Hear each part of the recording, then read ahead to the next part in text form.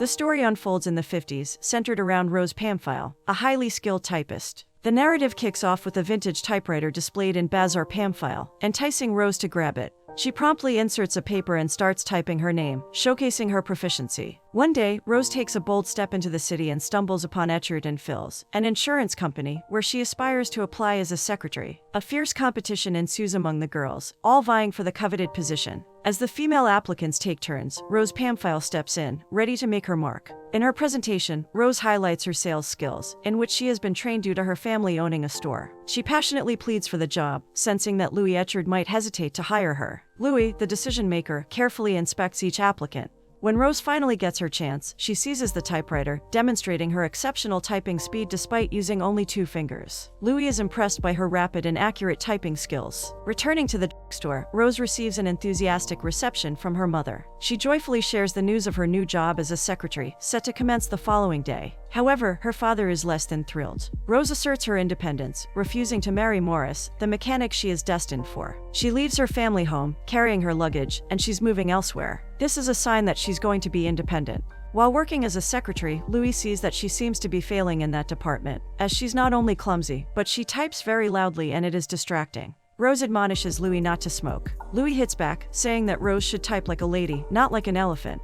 Nevertheless, Rose continues to type at her own pace. On the other side of Echard's business, it appears to be thriving, fostering a sense of competition. However, it turns out to be his buddy, Bob Taylor, who is happily married to Marie, a talented pianist. Louis celebrates his birthday with Bob and Marie's family, creating a festive atmosphere. The kids, intrigued, ask about how their parents met, prompting Bob and Louis to spin a creative tale. In their fabricated narrative, Bob Taylor emerges as an adventurous American who found his way to France. Amidst the festivities, the office maintains its routine, and Rose begins to excel in her secretarial role, efficiently handling phones and jotting down notes, sometimes even on Louis's palm. Louis appreciates Rose's unique approach, but their interaction is momentarily interrupted by clients bearing a special wine gift. Louis, however, finds himself disappointed by what he perceives as Rose's unladylike behavior. Louis reflects on Rose's performance over the week, contemplating the future of their professional relationship. He contemplates the idea of continuing to employ Rose, if there's a way to enhance her skills. Rose, feeling a bit overwhelmed, rushes out of the office, prompting Louis to chase after her. In their candid conversation, Rose reveals her frustration, thinking Louis propositioned her. However, Louis unveils a different agenda, a typing competition.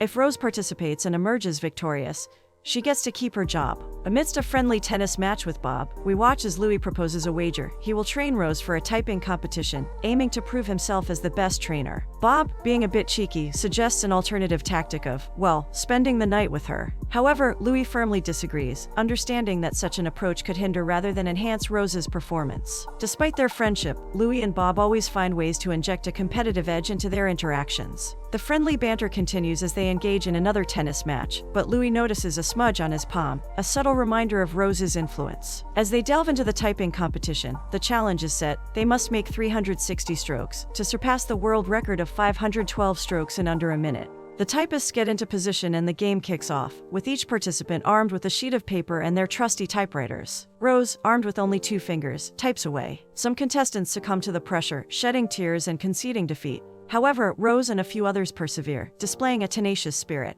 Louis, observing intently, notices a mix of fondness and competitive fire in his gaze towards Rose. The clock ticks down, nearing the 1-minute mark. When the results are in, Rose falls short with 358 strokes. Louis is visibly upset, but Bob, in a rare moment of compassion, reassures him that it's okay. Feeling insulted, Rose demands to be dropped off, but Louis insists on driving her. Frustrated, Rose grabs the handle, only to break it in the process. Undeterred, she decides to walk alone down the road, leaving the competition's echoes behind. Rose comes back to her dormitory, eyes swollen, but the mistress does not like her smelling of tobacco. Hard-headed, Rose grabs the key back and cries, racing up to her room, while the mistress shouts that this is a serious ladies' dorm. As Rose packs up her things, someone knocks. It's Louis appearing, causing a scandal. Normally, at that time, a man visiting sends signals. Louis locks the girls out so they can talk. Rose's problem, though, is she is very clumsy. She gives up on being independent and concedes to marry a local boy, as it is embarrassing enough that she could not keep a job for a week. Rose says that she's not good at anything. Louis convinces her not to give up, because she might only be good at one thing, which is typing. Louis promises to train her, as it is more practical to do so. The deal still goes on. Louis gives Rose instructions on the time she has to arrive at the office, and part of her work involves the training. Rose will live with him in his house, but she mustn't tell anyone to prevent scandalized gossip. Inside, the house is gorgeous. Louis inherited it from his parents. Louis shows Rose her room to use for the meantime. It's Louis's old boyhood room, which has many trophies. More photos show that Louis is a sportsman or athlete. Louis leaves, promising that he will not suddenly jump on her. Rose starts her training under Louis's tutelage. Louis does not waste time and gives her materials and manuals on how to type. However, Louis patronizes her a little bit. He trains Rose to type using all 10 fingers, but Rose makes him leave because she's more comfortable using 2 fingers. Despite this, Louis arrives, seeing what she's doing, and threatens to send her to her hometown. In the office, she continues her job as a secretary. However, Rose is still mindless and clumsy. While shredding papers, she accidentally shreds an important insurance policy, inadvertently destroying the shredder too. When she calls in Louis about the incident, he says she can handle it herself, since Rose is very independent. Rose goes on a bike to commute, and Louis is right behind her. Rose falls by the roadside, and Louis immediately rescues her, trying to make sure she's okay. As it starts raining, the rain soaks Rose's white garments, revealing 2 pinkish circles. Louis shies away, feeling it is rude to stare. Louis starts to train Rose by having her write the Madame Bovary book. While she's working, he talks to her, telling a story about a farmer, distracting Rose, which trains her to concentrate on typing even if there are distractions. Louis continues to tell his story of helping a farmer with insurance, and mentions that most clients offer him wine. Rose explains that Louis is by far the kindest person she knows. The clients also wonder about Rose's uniqueness, so Louis says it's just a trend in fashion. Rose continues to work, read, and train under Louis. She finishes the book Bovary and has to do another. However, Rose is getting a bit sloppy, like sleeping at work and leaving her brassiere in the washer. While Rose is typing, Louis brings her brassiere back to her room, but in a way that naturally it is just there, and he can't decide where to put it. Rose catches him planting her own brassiere. She makes her presence known, and jokes that if he is looking for matching underwear, she's wearing it. Louis inspects the photos on Rose's wall, consisting of Audrey Hepburn, who is famous at that time. Rose guesses Louis likes curvaceous women. Louis directs her to a photo which he is not familiar with. It's of her mother. Louis says that her mom is beautiful, but Rose dismisses him, saying she looks more like her father. While Louis is cooking, Rose suddenly shouts violently, saying she can't do it anymore with her fingers, and her back hurts. Louis fixes her posture and urges her to type. He continues to massage her shoulders, positioning her arms right, and massaging her fingers so her back and fingers will not hurt. Rose and Louis feel some tension between them, though. Louis approaches Marie to teach Rose to play the piano, to stretch out her fingers. Marie, however, has a lot of work already and hesitates, but she has no choice. Louis, though, plays with the knife and fingers, and while the kids watch, he will not stop until Marie agrees. As a result, Louis has an injured hand. Rose asks if Marie is his mistress, because they know each other better than he knows Bob. Louis denies it, stating they are only longtime friends. Rose continues to bind his injured hand. They argue again, because Louis doesn't seem to trust Rose, especially when Rose brings up that Louis has served in the war. So Louis reveals that in 43, he led a group of boys. 2 weeks after liberation, his team was attacked, and the last person he saw was another soldier. He kept running, because most of his crew were already gone. This event is deeply traumatic to him, as he was not able to save anyone. Marie starts training Rose how to use and play the piano, employing the same techniques as her typewriter. Rose is improving, and it also coincides with Louis's training. Rose joins another typing competition and wins, so Louis earns and wins the wager from Bob. The intense training from Louis and Marie is still going on. Rose notices that Marie and Louis are closer than friends. Rose keeps winning the typing competitions in a streak. Meanwhile, Louis keeps earning bucks from Bob. Rose and Louis also bond, creating friendship, until only 2 of them are eligible for typewriting. Finally, the new speed typing champion title is given to Rose, completing 491 strokes in a minute. Louis hugs Rose and carries her off. Jean Pamphile, Rose's father, learns of Rose's achievement, but is not impressed with her newfound fame. In the insurance office, the other employees and clients congratulate her and gush over her achievement. Later, Louis shushes the people in the lobby. However, the mechanic comes in bearing flowers, the same ones that Louis has behind him. Louis throws the bouquet. The son of the local mechanic asks Rose out to celebrate. Rose looks at Louis for permission, but then apologetically says that she has to train. Louis backs her words up, saying that Rose still needs improvement. Louis's clients say they have to respect the best typist in Normandy. Rose later plays the piano with Marie, and Marie is very convinced she will go far. She slips that Louis does not want to lose face in front of Bob. Louis, though, never congratulates Rose, so she is a bit upset.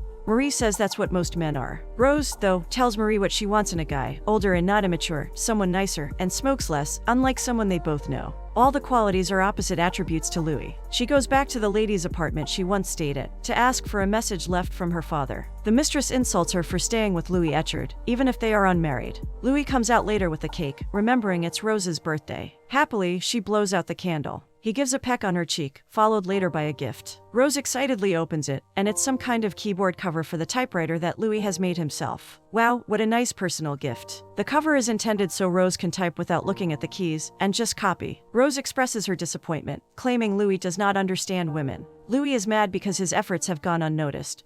But Rose retorts back. She shouts angrily that he does it so he can have a competition with Bob and Marie. It is established Marie and Louis had a thing before, until Bob came along. So the wager against Bob is aligned with the competition of getting Marie. Later at the bar, Bob and Louis are deep in conversation. Louis confides in Bob that Rose thinks he's merely using her, but in truth, Louis is driven by the desire to help Rose unlock her potential. He sees a special gift in her. Bob, seemingly unfazed, diverts his attention as an attractive woman approaches, engaging Louis in a smoke break. Despite Louis being a familiar face at the bar, it's evident he's been absent for a while. Meanwhile, Rose lies awake at night, her gaze fixed on the typewriter. Intrigued, she grabs it and begins typing with the wooden cover on, testing her ability to type without looking. The typewriter clacks as Rose types, "My apologies," before gracefully leaving the table and retiring to her room. In the dim light, she hears the approaching footsteps of Louis and subtly readies herself, aiming for a certain allure. As Louis enters the room, he breaks the news. They need a break from each other. Rose, defiant, insists that Louis will eventually need her around. A cloud of smoke hangs in the air as Louis sits, and Rose can't help but express her disdain for the habit. The conversation takes a turn when Rose attempts to negotiate, but Louis, resolute, stands by his decision. Rose is left with no choice but to accept. Returning to their store, Rose becomes the talk of the town, celebrated for her achievements as a modern woman. She visits her mother's grave, pouring out her lamentations. Rose expresses that her only talent seems to be typing fast, and wonders if that's all she could ever be. The weight of societal expectations, especially for a girl, makes her feel out of place. In the midst of winter, amid the snow, she spots a daisy bravely pushing through the fallen snow, a poignant symbol of resilience. Her thoughts then turn to Louis. Suddenly, Rose shows up at the tailor's, unsure of where to spend the night. Marie, quick on her feet, asks Bob for the car keys. Later, Louis Etchard's family gathers to celebrate Christmas in the house. Louis's father, not overly proud of Louis's small business, is vocal about his disappointment. A bell rings, and in walk Marie and Rose. Marie casually drops Rose there, introducing her as Louis's fiancée. The family is enthralled, and Louis can't protest without revealing the truth. Questions fly as the family quizzes Rose and Louis about their relationship. Rose holds Louis's hands, but he resists. Louis maintains a cold demeanor towards Rose, which doesn't escape his father's criticism. The father berates Louis, claiming he's good for nothing, because his business isn't as successful as a big corporation. In a surprising turn, Rose, irked and unafraid, fires back at Louis's father, defending Louis's brilliance in opposition to his beliefs. Despite initially striking anger, Louis's father is quickly amused by Rose's unique gall. The celebration continues, with Louis, his family, and Rose posing as a couple. They dance together, showcasing an unexpected coordination that amazes the family members. Encouraged by the atmosphere, everyone joins in the dancing. As the night progresses, Rose, now a bit tipsy, is put to bed by Louis. Louis swears to give Marie an earful later. In a sudden burst of determination, Rose jolts up, promising Louis that she will compete crazily in the typing competition, aiming to make his father proud and eat his words. Back in the tailor's residence, Marie talks about how lovely Rose is. Louis even mentions she's not the only one. Even his mother cannot stop talking about her. Marie thinks he is jealous. Turns out Marie and Bob have a wager on Louis, betting on whether Louis likes Rose or not. Louis is angry because they are trying to match Rose to him. He doesn't want to be involved with Rose because she is his trainee and student. Louis brings Rose to Paris for a competition. Rose gets out of the car to walk around by herself. They meet later at the hotel. While Louis is waiting, Rose dresses up in a really sensual red dress and fixes her hair. This shocks Louis, as her makeover makes her look so different. Although Louis expresses his awe, he chooses to concentrate on the competition, much to Rose's chagrin. Louis emphasizes that winning the competition is very important. But Rose says it's 1959, and women don't need to wait for marriage to experience things. They insult each other first, then she gives him a slap. Louis retaliates by starting to kiss Rose. They then engage in an intimate encounter. The next morning, they interview the typists who have been undefeated in the competition. Rose is a bit scared and wants to back out, but Louis says otherwise. Annie, though, is very confident that she will be undefeatable. She has many sponsors and supporters, and is also very famous. While watching the interview, Rose attempts to kiss Louis, but Louis insists she concentrate on the moment. The events start, and they are positioned in their seats, but Annie is stealing the spotlight. The competition begins, and everyone is tense. The typing starts intensely. Time later, the number of women is decreasing and decreasing each time. But Annie and Rose are still standing in the competition, sitting. They take a break for a while. Then the announcement goes that Annie will be competing against Rose. Annie, though, has a very bitchy attitude, which she shows by flipping a finger at Rose to lower her esteem. The final showdown starts, and it becomes 10 times more intense than ever. But it can be seen that Annie is getting worked up. The women keep on typing, but Rose hits a simple snag of replacing the paper. The pressure is catching on to Rose, as Annie seems to be getting ahead. However, a rare event happens, where both women get 498 strokes a minute. It means they are tied. The judges say that they will have another final showdown, which will take 5 minutes. Though Rose seems to want to give up, Louis becomes suddenly mean to her. He keeps angering her. And now both women are fueled with motivation and anger, so they start typing against each other even more intensely. Louis goes out for a smoke break, while inside, it's becoming a war zone. The audience is hyped up too. Louis, though, cannot take Rose's anger off his mind.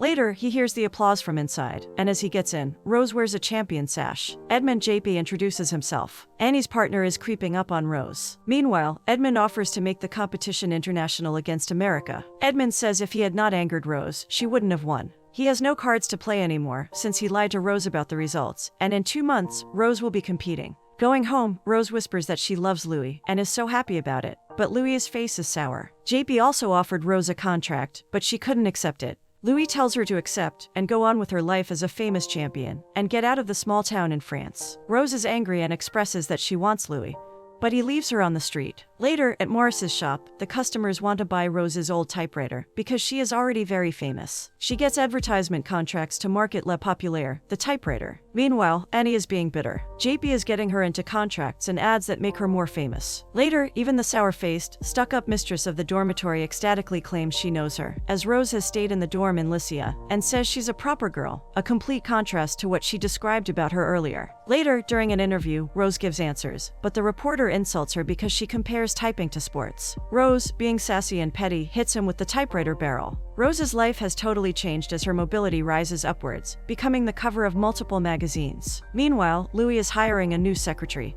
and dates other girls too. Louis brings a woman to his home, and the woman plays a song that he has danced to with Rose. He gets pissed and sends the girl home. Rose, meanwhile, is calling Louis, but he is not answering. She is being hit on by another man, Gilbert JP, who was Annie's boyfriend, but she does not budge. She goes to a very socialite party instead, and is the center of attention. Rose has begun the habit of smoking, something she used to hate. Rose's happiness commensurate with her loneliness. One morning, a knock wakes her up, with the hotel staff delivering fan mail saying everyone loves her. She sees a big package. The card says that it's from her father. Turns out it's her old typewriter. Louis puts up photos of her on the wall. Rose has a new trainer, but she cannot get past 500 strokes a minute, and blames her failures on the JP typewriter. The trainer warns her about Hunter, who is a 5-time champion, and her record is 510. So the new trainer warns her that it will not turn out well if she does not take it seriously. Gilbert goes into her room, offers wine, and distracts her from practicing. He suddenly kisses Rose. Rose, though, points to Gilbert about his habit of kissing champions, and then leaving them when they lose. Gilbert realizes Rose is not dumb.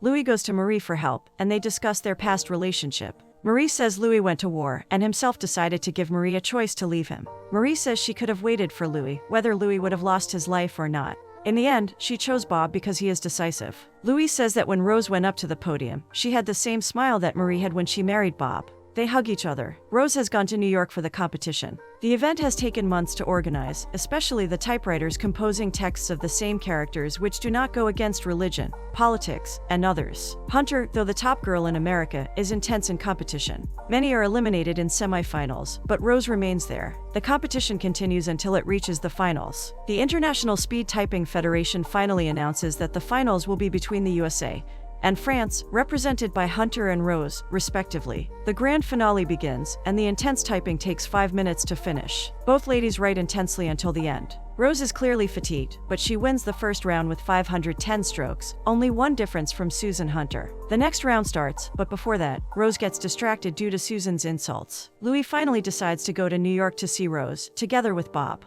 Gilbert talks Louis down, saying Rose will reject him anyway, but Louis punches him. The next round goes to Susan Hunter. Rose's score is lower than the first. Rose goes backstage, upset, and gets her old typewriter. Louis suddenly appears, says the old typewriter is fine, and encourages her further. He also professes that Rose makes him happy and finally declares his love, and the women in the room are in awe of the declaration. The trainer reminds her to go back to the stage. Rose goes back with the old machine, but Edmund JP discourages her from using Le Peupleur, as it is part of the contract. The final round starts, and Rose is picking up her pace, starting to get ahead. The audience sees that she is energized in contrast to Susan. However, in the middle, Rose's machine's keys get stuck together. After fixing it, she resumes typing. While typing, she looks at Louis until the time is up. Bob comments that she is faster than the machine, so he comes up with a solution for fixing that problem, which is to create some kind of golf ball. Then he shows it to the businessmen who make the typewriters, and it's a hit. On the stage later, Louis and Rose kiss. The Federation announces that the 515 strokes are achieved by Rose Pamphile, earning her the title of the fastest girl in the world and new champion. Bob says that America is for business and France is for love.